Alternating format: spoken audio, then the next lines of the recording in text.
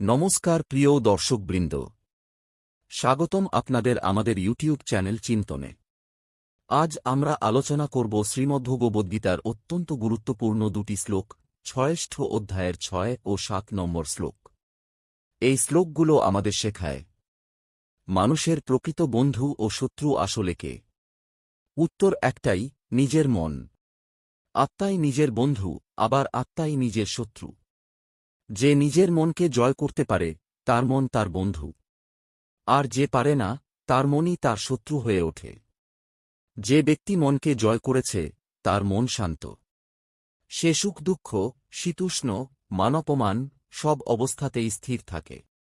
সে পরমাত্মার সান্নিধ্যে প্রতিষ্ঠিত হয়। ভগবান বলছেন, মানুষের সবচেয়ে বড় শক্তি তার নিজের মন।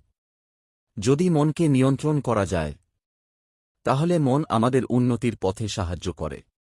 কিন্তু যদি মন নিয়ন্ত্রণের বাইরে থাকে তাহলে সেটাই আমাদের পতনের কারণ হয়। অর্থাৎ সঠিক চিন্তা উন্নতি, ভুল চিন্তা পতন। বন্ধু বা শত্রু বাইরে নয়, সবচেয়ে বড় যুদ্ধটা নিজের ভেতরেই।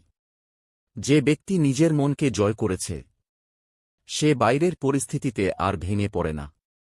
গরম ঠান্ডা, সুখ দুঃখ, সম্মান অপমান, এই সব কিছুর ঊর্ধ্বে উঠে সে স্থির থাকে।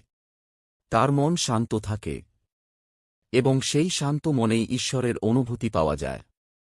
অর্থাৎ মন জয়, অন্তরের শান্তি, ঈশ্বরের নিকটতা। নিজের চিন্তাকে শুদ্ধ করতে হবে। রাগ, হিংসা, লোভ এগুলোই মনের শত্রু। ধ্যান, আত্মচিন্তা ও সংযম মনকে বন্ধু বানায়। বাইরের পরিস্থিতি নয়, মন শান্ত থাকাই আসল শক্তি। ভগবান শ্রীকৃষ্ণ আমাদের বোঝাতে চান, জীবনের সবচেয়ে বড় যুদ্ধ বাইরের কারো সঙ্গে নয়, নিজের মনের সঙ্গে।